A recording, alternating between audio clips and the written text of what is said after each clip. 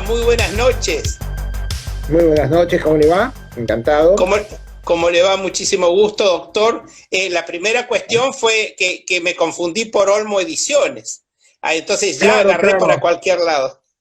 En realidad, Olmo es Omar López Mato. No me dio la imaginación, discúlpeme. Bueno, No, ante todo, bienvenido, muy buenas noches. Mi nombre es Carlos muy bien. Moratorio y le doy la bienvenida a este espacio del Club de la Libertad que tenemos todos los días. Bueno, tenemos un sinnúmero de actividades, pero una de las actividades que tenemos en el Club de la Libertad es esto del conversatorio con gente relevante a las 9 de la noche, en estos tiempos de pandemia. La primera cosa que... Gracias por lo relevante.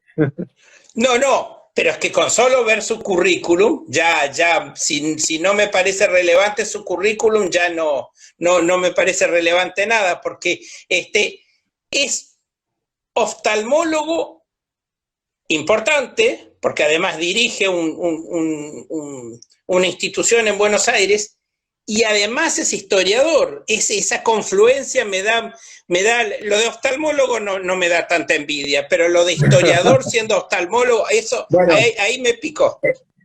Esa es una usurpación de títulos y honores. Soy un escribidor que se basa en historias. No soy un historiador profesional, tengo mucho respeto por los investigadores, etcétera. Lo mío es más un trabajo de divulgación y de escribir basándose en historia, porque bueno, me sirve también para tener una percepción en la vida de lo que acontece, es decir, tratando de entender lo que pasó, entendemos lo que nos está pasando. No sé si podremos predecirlo,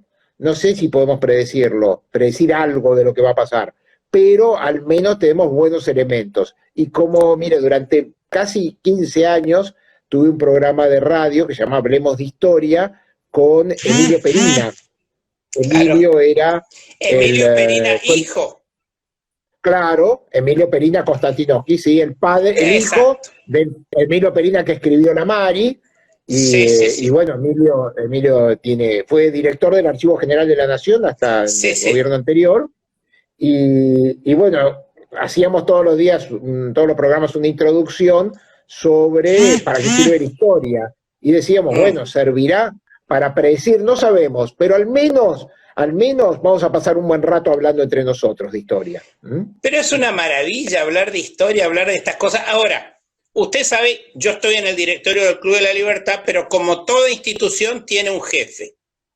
Es una institución muy participativa, nos respetamos mucho, nos queremos mucho, todo muy bien. Hacen honor a su nombre. Exacto, y cada uno dice lo que piensa, pero todo en un clima de respeto, como deben ser la gente que respeta la libertad. Ahora, me puso este título, El retorno de los brujos. ¿Usted tiene algo que ver? ¿Se lo sugirió? ¿Es por el libro de los 60? ¿Es por las historias de brujos de Narciso Ibáñez Menta? ¿Por qué es este título? En realidad es por una... Este es un club que habla de política, ¿no? Y yo, como tengo mis opiniones políticas, y hace muchos años las vuelco en distintos medios, fundamentalmente, escribo distintos medios, pero fundamentalmente a través de la prensa, del diario La Prensa, el más antiguo de la Argentina, que también hablo de salud, pero bueno, eso es otra historia, son dos rubros, y Notear, el grupo que lidera Humberto Buonanata, y que creo que el señor Méndez también participa varias veces con artículos ahí. Y bueno, tengo casi desde el año 2005 participo en este grupo de Notear, y que bueno, tenemos una perspectiva política, y bueno, en esta última semana, con esta aclaración del presidente sobre haber comentado sobre su carta astral y sobre que tiene que construir sobre cenizas, Bueno, me vino a la cabeza este libro del Retorno de los Brujos, que la gente más joven no lo debe conocer, porque es un libro de la década del 60, de Sí, Bergier, que era sobre el esoterismo, ¿no? En la política y fundamentalmente el esoterismo en el nazismo. Los sí, nazis eran esotéricos, tenían toda claro. una cosa mística que durante, antes de la guerra, durante la guerra ya fue más difícil, pero mandaron a investigar al Tíbet, si había una ciudad subterránea, a dónde estaba Thule, en fin, bueno, el Eso, Annenhabe de discúlpeme, el Annenhabe eso va era de buscar. claro, eso va también de la mano de la simbología, por ejemplo, la esvástica, todo eso, incluye eso, está Exactamente. relacionado. Eh, Exactamente, la esvástica era un signo hindú, es un signo hindú, es milenario, es un signo sobre, algunos dicen para lo que gira el mundo, pero tiene muchas significaciones, pero fundamentalmente era un signo de bienvenida, que hoy en día parece un chiste de mal gusto, pero en ese entonces, por ejemplo, había, como se llama, Rudyard Kipling, el escritor inglés, tenía en su ex libris una esvástica porque Rudyard Claro, Kipling había pasado su vida en la India y en conocía la India. perfectamente el signo de la esvástica. Y bueno, nada, entonces tenía, la esvástica tenía toda una connotación y aparte, por ejemplo, Himmler, ¿no? La mano, una de las manos derechas de Hitler, tenía una búsqueda de los ancestros nórdicos y había una institución que se llama Annerweber dentro del presupuesto nazi para buscar todo lo que tenía que ver con los ancestros germánicos y para justificar la superioridad de raza y todo eso, ¿no? Eh, pero, y también nosotros tenemos un triste recuerdo, eh, personas como la edad suya, debemos ser coetáneos, Somos eh, contemporáneos. somos, somos coetáneos, sobre toda la historia de López Rega y el esoterismo alrededor de un movimiento político que dejó nefastas consecuencias en nuestra historia. Entonces, cuando vamos a escuchar de que un gobierno de científicos empieza a hablar de la influencia de las estrellas sobre el futuro del país o las justificaciones, puede tener, la verdad que Claro. lo primero que me viene a la cabeza fue un artículo que he remitido sobre, que lo pueden buscar en Notear, sobre este libro, El Retorno de los Brujos, y el nefasto recuerdo de López Rega y su historia muy, muy particular, también El, esotérica. el fascismo tenía mucho de eso, el fascismo italiano también, ¿no es cierto?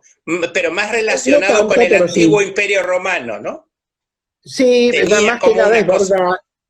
Don Benito quería reconstruir las glorias romanas, eso es verdad. claro, claro. Hicieron investigaciones en el norte de Italia, en Campodónica, hicieron toda una serie de investigaciones. Yo escribí un libro hace unos años atrás, no tanto, que se llama Ciencia Mística y Política, Mitología y Política, Mitología y Ciencia en los tiempos de Hitler, que lo abrevamos como ciencia nazi. Era muy interesante como un país con un ancestro científico muy fuerte como era el pueblo alemán, en eso cae con una mística esotérica, reminiscencias folclóricas germánicas, y eso lleva a una política de superioridad racial con las consecuencias que hoy, bueno, que hoy todos sabemos, ¿no? Es decir, con las nefastas consecuencias del régimen nazi.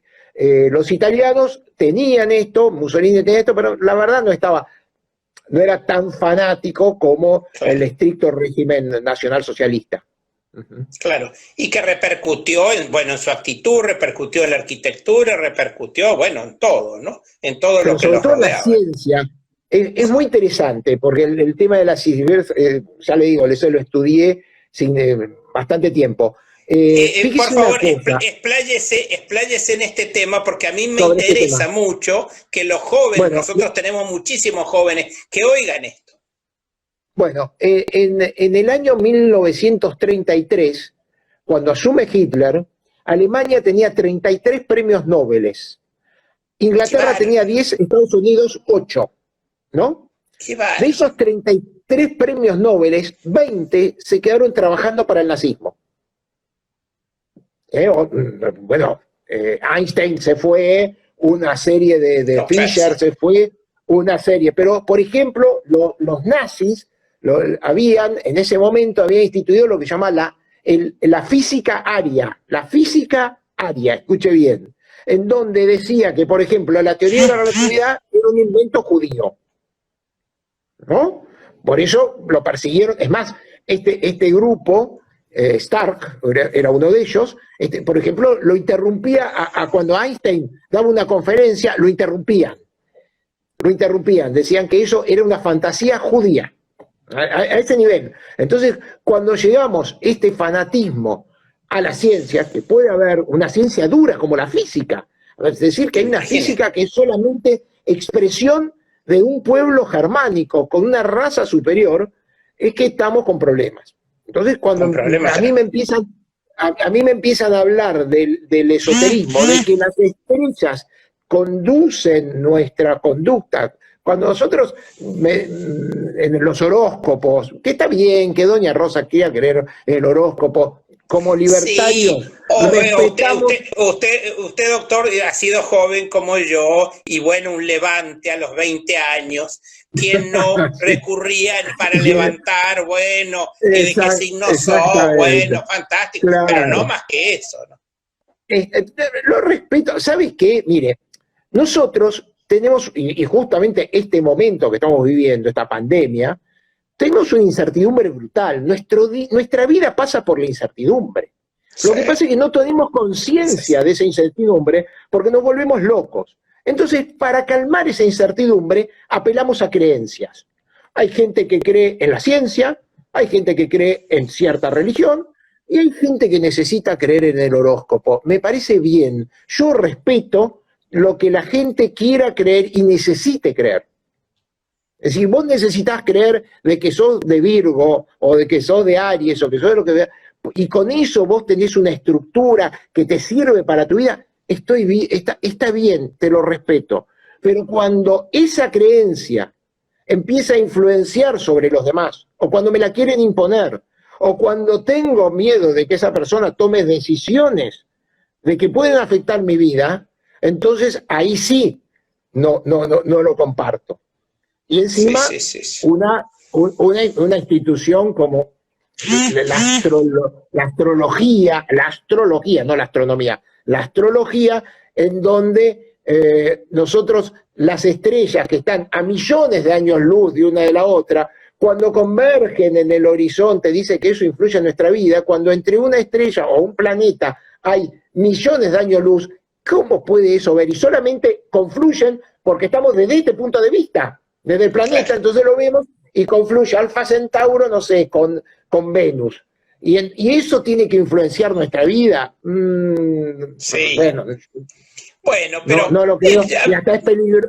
Lo que pasa es que es peligroso que alguien después no lo quiera imponer en nuestra vida, ¿no? claro, claro. Yo me acuerdo de también es otra cosa que viene a cuento, muy interesante para contarle justamente a los jóvenes que nos están escuchando, cómo una persona como López Rega, con un cuento así, porque un cuento, un relato, se adueñó del manejo de un país. Y nosotros lo vivimos, 74, bueno, 73, el Sí, sí, 74, sí. 75, hasta que los propios peronistas se lo pudieron sacar de encima, porque era una cosa tremenda. Los pases mágicos para pasar el aura del cadáver de Eva Perón a Isabelita, que evidentemente no fue muy exitoso. No, y Eh, además era imposible, por más que uno la pueda criticar a Eva Perón, tenía ciertas condiciones de liderazgo que no, Isabelita, aunque le por eso pasaran digo, no, 5 sesiones de aura, no lo iban a lograr, ¿no? por eso dije, no fue muy exitoso, no fue muy No, exitoso imposible, era el una pase de misión aura. difícil. Era una el pase misión de aura. difícil. Bueno, y también acarreado con la persecución ideológica, etcétera. Pero bueno, todo eso lo tenía, de una forma u otra, había captado una persona que uno podría decir, podrá estar de acuerdo o no con la conducción de Perón, pero Perón estaba medio sometido a eso. Y uno Sí, podrá sí, sí. tener todo lo que quiera, pero Perón no era un idiota. No era idiota, no era un pavo, no era para nada, ¿viste? Mire, yo Y le sin cuento una, embargo, yo le cuento una sí. anécdota muy cortita, porque el entrevistado es usted, pero bueno, tampoco quiero que No, usted no, no, hable, y el intercambio es para mucho darle un eso. poco de pie. Nosotros teníamos un abogado que era uno de los asesores de Arturo Monroy, que era Sí. ministro del Interior de la NUCE. Arturo Monroy, que después Lamentablemente asesinado. asesinado por los montoneros mientras estaba Por los almorzando en el montoneros, 74, en el invierno del efectivamente. 74. Muy bien. Arturo Monroy, que había sido antes presidente de la Cámara de Diputados de la época radical, bueno, un hombre muy importante. Entonces, estaban las negociaciones porque estaba terminando la NUCE y estaban llamando a elecciones. Entonces, la NUCE, Perón llega a la primera vez que llega a Ezeiza, no cuando fue la masacre, sino en noviembre del 72, y se instala en una casa en Vicente López, en la calle Gaspar Campos, famosa, ¿se acuerdan? Sí, Que salía sí. a la ventanita y todo. Bueno, muy bien. Entonces vamos, Roy, con los asesores. Y bueno, ya los va a recibir el señor Perón, que esto que lo otro, se sientan y empiezan a oler pollo quemado, olor a pluma quemada. Y empiezan a oler y cada vez más, hasta que llegó un momento que era una cosa insoportable, era como estar en una cocina. Y era López Rega haciendo sus ¿cómo se llama? Pases, No sé cómo denominarlos. sus pases mágicos. Sus pases mágicos en vida de Perón, es decir, que en la declinación física de Perón habían tomado una relevancia en la intimidad de Perón muy grande. Y eso le pasó a este país. Él manejaba, mire, yo tengo varias anécdotas porque la verdad que como profesional he conocido a mucha gente, ¿no? Entre ellos lo conocí a Saúl Igualdini, que lo tuve paciente, y Saúl Igualdini, yo había escribí un libro hace unos años atrás sobre la batalla de Caseros, en realidad sobre el fusilamiento del coronel Chilavert, ¿no? Después de la batalla que Chilavert Caseros. era rosista. Chilavert, en realidad Chilavert había trabajado con Lavalle, era antirrosista. Lo que pasa es que no estuvo de acuerdo con la invasión que hizo Lavalle con la unión de los franceses. Entonces se pasó al rosismo, fue jefe de la artillería y fue jefe de la artillería durante la batalla de Caseros. No, sí. Tenemos que recordar que Chilavert viene de España con San Martín en 1812. Sí, sí, sí. Entonces, desde ahí, estamos hablando de la batalla de Caseros, 40 años más tarde, y en la batalla de Caseros, él es el último en irse al campo de batalla, se deja capturar, tiene una entrevista, una entrevista que nadie sabe qué es lo que se dijo con Urquiza, y por qué Urquiza lo hace fusilar, lo quiere hacer fusilar por la espalda, él se resiste y lo tienen que terminar a bayonetazos. No sé, o al niño me dice, ¿usted escribió un libro sobre Chilavert? Y yo dije, sí, la verdad que sí. No, entonces me llamó la atención de que conocía muy bien la historia. Entonces me dijo, no sé cómo sacamos, porque en ese libro, en esa época, bueno, justamente por Olmo Ediciones, había editado un libro de Federico Müller, que es sobre las cartas que Rosas escribió desde el exilio, en la colección Ibarguren, que estaba en el Jockey Club, y él las rescató, y entonces es muy interesante la reconstrucción que hace de Rosas y las cartas que estaba mandando el exilio, en donde la mayor parte lo que estaba pidiendo era contribución económica, ¿no? Claro. Rosas pedía que los seguidores, pero no, por ejemplo, los Anchorena, que eran sus primos, a los Anchorena no le pedía nada. Y eso que Anchorena podría haberle dado mucho dinero, porque aparte habían hecho mucho dinero en su época. Sin embargo, Rosas le pedía a todo un grupo de personas que uno las estaba viendo y no eran personas no de grandes recursos económicos, que le giraran plata para que viviera en el exilio. Eso es muy interesante, eso está recopilado y son cartas reales. De hecho, se hizo la reconstrucción de cuánta plata recibía Rosas en el exilio, y más o menos por año recibía 1.000 libras esterlinas. 1.000 libras esterlinas, claro, bueno, Inglaterra es uno de los pocos lugares, una de las pocas economías en donde puede seguir la evolución de la libra esterlina y hacer un equivalente con oro, etcétera. Y por ejemplo, Müller había rescatado un artículo del año 1863 de cuánta plata necesitaba, del Times de Londres, de cuánta plata necesitaba un caballero para vivir en Londres.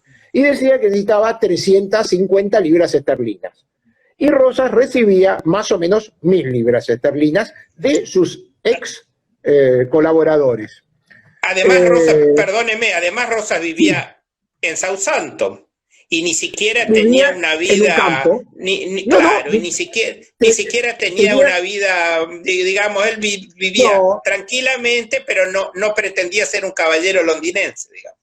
No, para nada. Es más, seguía con trabajos camperos, tipo argentino, en un campo que habrá tenido 250 hectáreas más o menos, en Southampton. Y aparte, bueno, hay que recordar que su hija estaba casada con los Terreros una persona de fortuna, el hijo de su amigo, Nepomuceno Terrero, y bueno, entonces una persona de fortuna, no sé qué. Entonces era rebuscado, pero sin embargo él seguía pidiendo plata y llorando miseria. Ese era lo gracioso, porque las cartas lloran miseria. Entonces dijimos, pero mucha, estás llorando miseria, estás recibiendo como si hoy dijésemos, no sé, 7.000, 8.000 dólares por mes, algo así, un equivalente, por decir. Podría tener una vida buena, ¿no? Entonces le conté esto a Saúl Ubaldini, y Ubaldini entonces me contó una historia. Me dijo, mire doctor, mire, yo en su momento iba muy joven, iba con Rucci a España, a Puerta de Hierro, y lo iba a ver a Perón, ¿no? Y lo escuchábamos todos, iban varios sindicalistas más, y lo escuchábamos periódicamente, entonces se sentaban, y Rucci lo que aprovechaba era para llevarle un cheque de dinero que juntaban entre los distintos sindicatos. Ojo, en ese momento los sindicatos no tenían las obras sociales, entonces los recursos de los sindicatos eran menores. Eso Perón nunca le hubiese dado la conducción de la salud a los sindicatos. Las obras sociales se las dan los militares. Se la da Onganía, se la da en el tiempo de Onganía. Ese es un error que Perón lo tenía muy claro, porque como decía, los muchachos son todos buenos, pero hay que controlarlo. Si lo controlamos son mejores, ¿no? Y después lo ratifica Videla, que larga la ley de asociaciones profesionales y sigue con lo mismo. Bueno, ese es un poco por qué, cuando uno se quiere explicar por qué hay sindicalistas que hace 25, 30 años están en el poder, es por esto. Pero bueno, no importa. Volvamos para atrás. Yo me desgrego muchísimo. No se preocupe, entonces, pero para mí es un placer y seguramente para toda la audiencia. Estábamos en Puerta de Hierro con el chequecito que le llevaba a Rucci. Claro, estaban todos reunidos y Rucci llevaba un sobrecito con dinero que le hacían llegar al general, ¿no? Como decían. Entonces, lo que me contaba Ubaldini es que durante las reuniones Perón empezaba a hablar, todo el mundo lo escuchaba, y cuando venía López Rega con una bandeja de anís para repartir, y era el signo de que se tenían que ir. Y Rucci no le daba el sobre al comienzo. Rucci lo que hacía es, cuando servían la copita de anís, Perón preguntaba, bueno, ¿tiene alguna pregunta? No, general, siempre magnífico, como siempre, se tomaba el anís, y Rucci se empezaba a ir para las puertas. Y Perón se quedaba mirándolo, y Rucci me dice Ubaldini, siempre hacía lo mismo, llegaba hasta la puerta y le decía, general, me había olvidado, esto es para usted. Claro, el cheque, el dichoso cheque, sí. El dichoso cheque, pero ahí estaba López Rega siguiendo, él decía cuando terminaba la reunión porque venía con el vaso de anís y ya estaba como codificado de que había que terminar la reunión desde ese momento. Entonces, él influenciaba de una forma otra la vida, aparte le entregaron el cadáver de Evita en Puerta de Hierro, él hizo todo un rito mágico Un alrededor. rito, una cosa espantosa, es una cosa Eso está espantosa que muy bien, está en el libro está muy bien Santa documentado. Evita, creo. Sí, sí. Sí, sí, está Sí, muy sí, bien sí, sí. documentado todo eso. Sí, sí, Entonces, sí. cuando a mí me vienen a hablar de un grupo peronista que se guía por cartas astrales, no puedo evitar recordar este periodo nefasto de nuestra historia, porque aparte vio como son algunos peronistas, no todos. Me parece que López Rega, Isabelita, todos ellos no existieron. Casildo Herrera, como que me borro, toda esa historia parece que no hubiese existido. Le contamos a los chicos que nos están escuchando, Casildo Herrera, que era el de la CGT en ese momento, El director de la CGT en ese momento. exacto, un día antes del golpe militar del 24 de marzo, ya fuera de la Argentina, le preguntan, ¿y usted qué hace acá? Porque ya se había ido de la Argentina, y dijo la célebre frase, yo me borré. ¿No? Sí, Y se borró, claro, tal cual, y sí, salió en sí, todos los igual. diarios, y bueno, fue el empujón final del golpe, es decir, ya era la debacle. Era la debacle, era un periodo caótico, era un periodo caótico. Porque aparte después, en esa época, aparte llega el Rodrigazo, Sí, sí, sí, sí. Una debacle económica.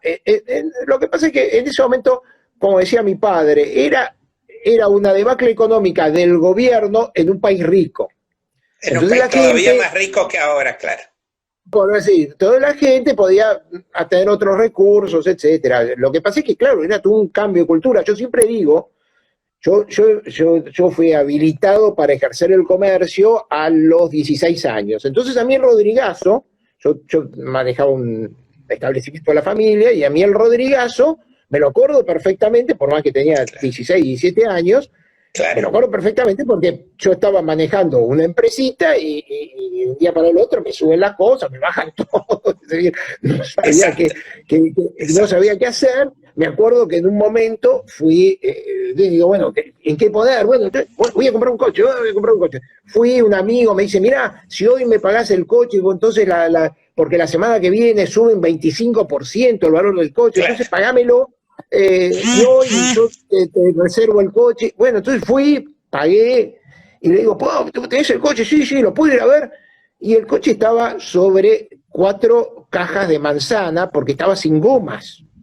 Entregaban los coches de cualquier forma. Entonces siempre digo, el primer coche que me compré no tenía gomas. No tenía gomas. ¿Por qué? Porque entregaban cualquier cosa. Y bueno, a la semana sí lo podía pagar. Lo que había, el dichoso desabastecimiento, desabastecimiento, que había que comprar el combustible clandestinamente. Bueno, ¿para qué contar? Bueno, todas esas cosas que todo lo que vimos y sufrimos. Cuando me hablan del esoterismo, no puedo evitar, fue más fuerte que yo trato un poco a veces, ya soy bastante escéptico de que uno pueda con sus palabras, después de tantos años de estar escribiendo y ver cómo vamos, la verdad que tengo un sano escepticismo, diría yo, ¿no? Hacia dónde nos dirigimos, y bueno, no puedo evitar esta nostalgia, ¿no? Porque es quitarse 40 años de encima y ver que las cosas no mejoraron en 40 años, ¿no? Cuando me vienen con este tipo de afirmación. Usted, doctor, además de ser una persona con una producción intelectual y de tener una carrera, bueno, como usted ha dicho, ejerció el comercio desde muy joven, seguramente antes de entrar a la facultad, y además dirige una institución en Buenos Aires. ¿Cómo interpreta usted que un expresidente de la Nación hable livianamente, públicamente, de que el año que viene no va a haber elecciones?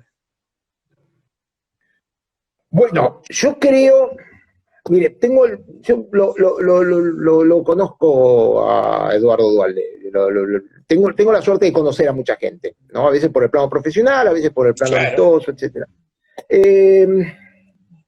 Y yo creo, es decir, hay un metamensaje ahí, yo creo que él. Sí, pero por eso quiero ver cómo lo interpreta usted. Yo, esa interpretación, no lo he hablado, bueno, no tengo contacto ahora, pero yo creo que él está ofreciendo como un metamensaje de que se enteró de algún tipo de posibilidad que ya se había comentado, de que el año que viene puede no haber elecciones, pueden haber elecciones por el tema de la pandemia, que hacer una elección dentro de la pandemia es un problema y que en realidad es un poco ganar tiempo por parte de este gobierno, ganar tiempo para que la situación mejore algo y pueda arrastrar algunos votos, porque creo que la votación, que fue muy ceñida, es decir, en la votación de Macri, etcétera, fue ceñida, es decir, hay un 48% que no estaba de acuerdo, y hoy en día, por este manejo de la pandemia, creo que hay una población, una parte importante de la población que no está de acuerdo con la conducción y que probablemente en las elecciones de medio término, estas elecciones del año que viene, el partido gobernante podría tener un revés. Problemas. Entonces, Duhalde no tiene, es decir, evidentemente recordemos que si bien la apoyó la candidatura esta, él tuvo toda una serie de desinteligencias con el gobierno de los Kirchner, ¿no? Claro. Entonces, fíjese, bueno, hay que recordarlo, es decir, Chiche, la esposa, se presentó como candidata a senadora en oposición a Cristina. A Cristina. Entonces, no es tan todo de acuerdo. Y él creo que hizo mención de este hecho como para justamente poner el tema sobre el tapete. Gente que no lo sabía o que no lo veía o que no estaba enterada, ahora cuando ve a un expresidente decir, mire que el año que viene puede no haber elecciones, fue un tiro por elevación, ¿no? Es decir, yo lo pongo el tema sobre la mesa. Lo pongo el tema sobre la mesa y que la sociedad vaya expresando su acuerdo y vaya creando sus anticuerpos para que no la encuentren, para que no la sorprendan. Tal cual, porque uno podrá o no estar de acuerdo con la política de Duhalde, pero bueno, al menos respetó las elecciones, etcétera. Tiene un viso más democrático, si uno lo quiere ver de alguna forma. Yo creo que él lo que está haciendo es llamar la atención sobre un tema que se estaba instalando, ¿no? Sí, es verdad. Que acá están poniendo el cabezón, lo volteó de la Rúa, sí, es verdad. Sí, también, ojo, luego. No sé si Alfonsín también lo derrotó, y el otro día dijo, cogoberné con Alfonsín. Entonces, pero si Alfonsín le había retirado el apoyo de la Rúa. Fue público la retirada. Se vino abajo. Fue público la retirada, estamos hablando del 2001, estamos hablando de diciembre del 2001, la retirada de apoyo de Alfonsín, y además Duhalde gobernó 1 año y medio con ministros radicales. Sí, hay que recordar una cosa, hay un libro muy bueno de Seferino Reato que cuenta esos días finales del arruismo. Y yo he hablado varias veces con Seferino, de hecho, en el programa Tenemos Historia lo entrevistamos sobre este tema, y él lo estudió, es una persona muy seria, lo estudió como desde el punto de vista histórico, hizo entrevistas a todo el mundo, y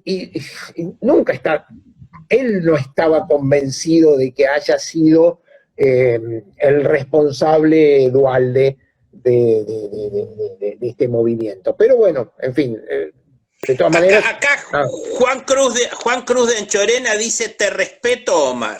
Debe ser un amigo. Sí. Juan Cruz de Anchorena. Te respeto, Omar. Así que bueno, en medio de todo... Sí. Bueno, doctor, pero yo estuve viendo acá la cantidad de libros que usted ha escrito, pero la verdad que es numeroso los títulos. hay algunos libros que ya me dio ganas de comprarlos, ¿no? Porque fantástico, bueno, además la colaboración en Todo es Historia, que fue una revista, creo que ya no se publica más, ¿no? No sale en forma digital, sí, sí. Claro, que fue una revista fantástica, que fue tan importante en nuestra juventud. Impecable, realmente el trabajo de Félix Luna y el trabajo después de Felicitas, de tratar de llevarla adelante. Yo colaboré con Felicitas cuando pude. Y bueno, la verdad que, aparte tengo justamente un reportaje que le hicimos a Felicitas y a María Sáenz Quesada, que también un valor monstruoso de nuestra historia. María Sáenz es excelente. Me cabe un honor que uno de los artículos que escribí, creo que fue no me acuerdo, que dos artículos míos fueron tapa. Uno fue Lances de Honor en la Historia Argentina y el otro fue Morir en Buenos Aires, que es la historia de los cementerios, que es un tema que me apasiona.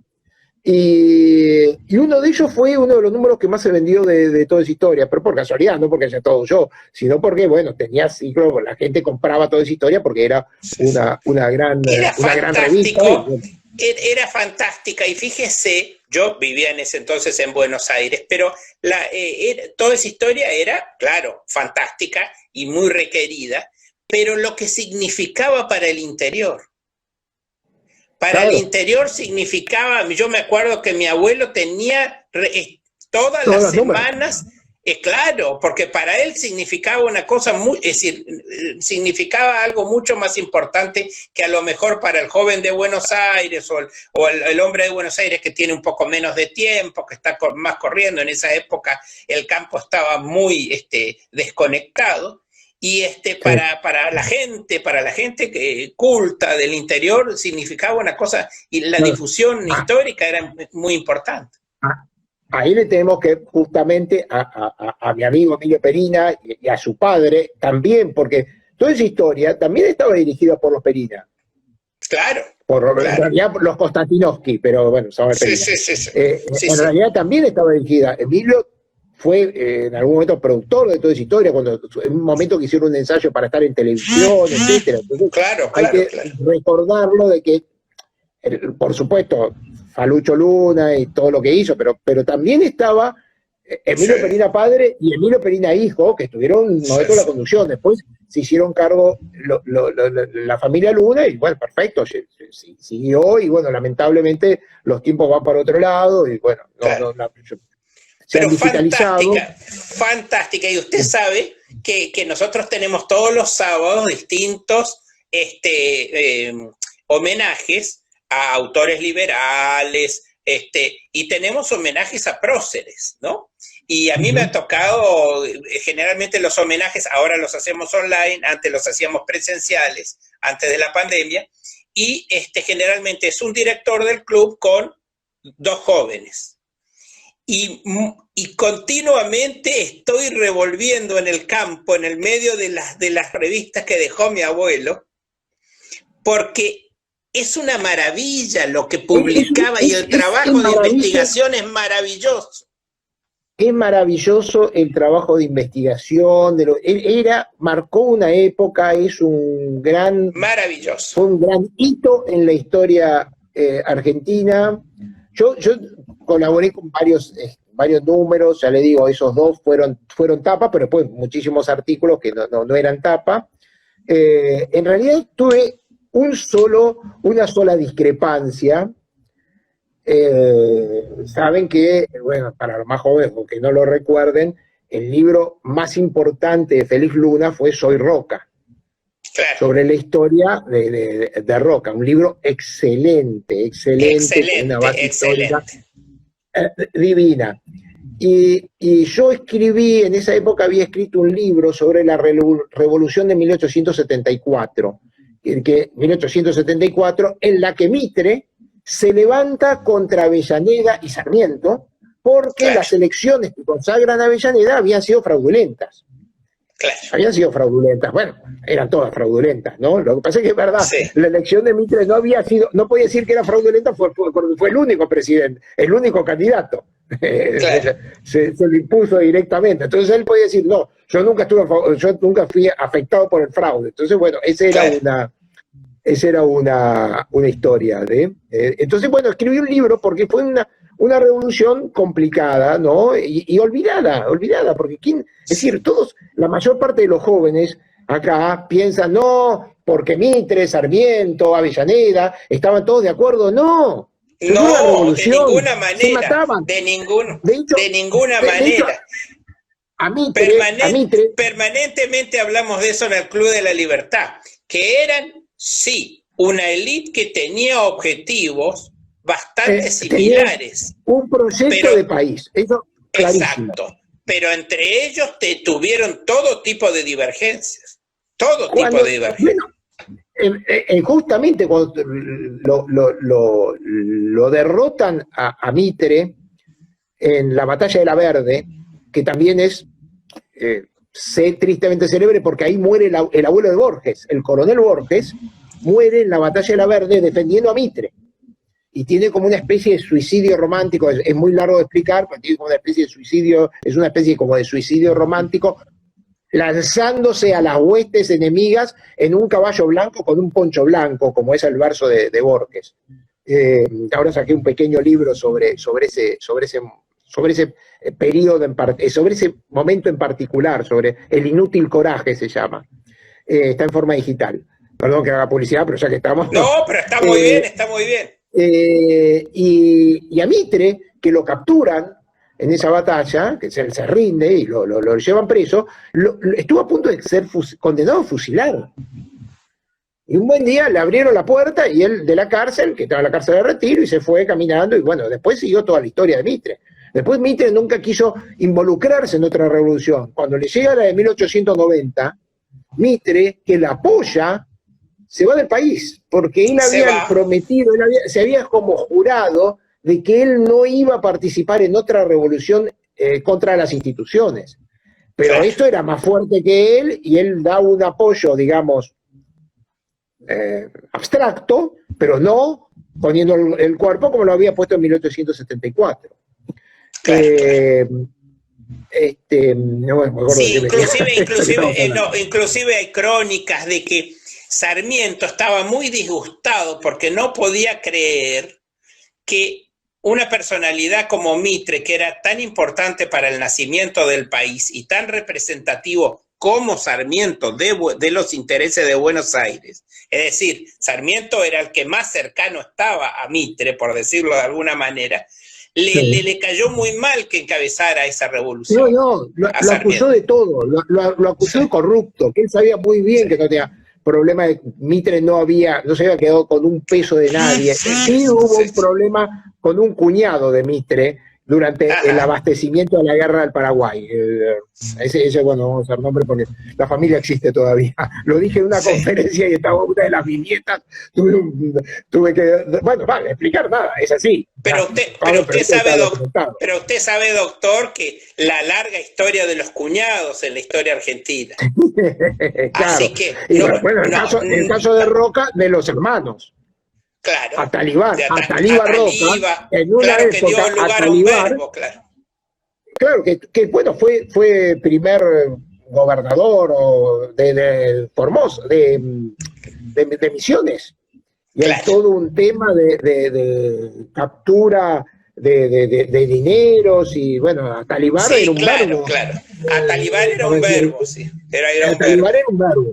Bueno, la historia viene a esto, de que yo cuento en este libro de 1874 que Roca le hace una treta a Redondo y le gana la segunda batalla de Santa Rosa.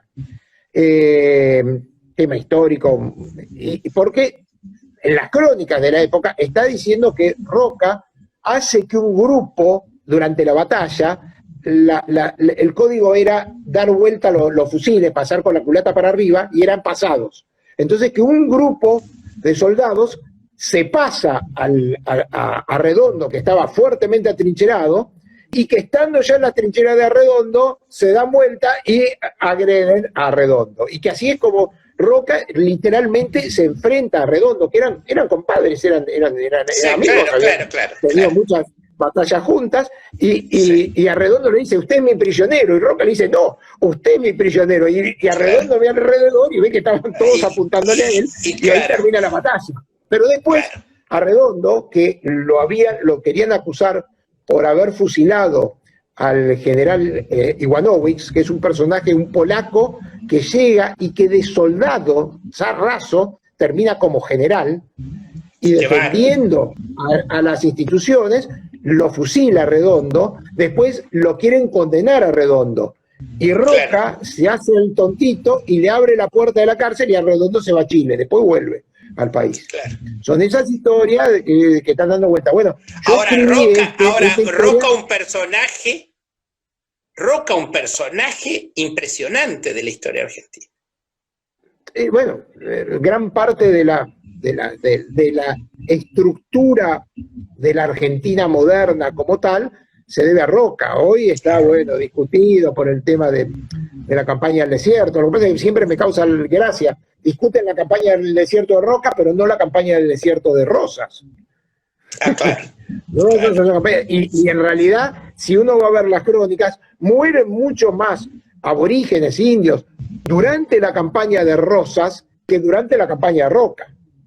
Lo que pasa es que la campaña de Roca es más contundente, pero bueno, ya el país era otro. A veces hay que entender que las cosas tienen que modernizarse y ver la historia. Uno de los errores perceptuales es el progresismo es que la gente analiza la historia con las perspectivas éticas del siglo XXI. Y no es lo mismo. Tamaño error.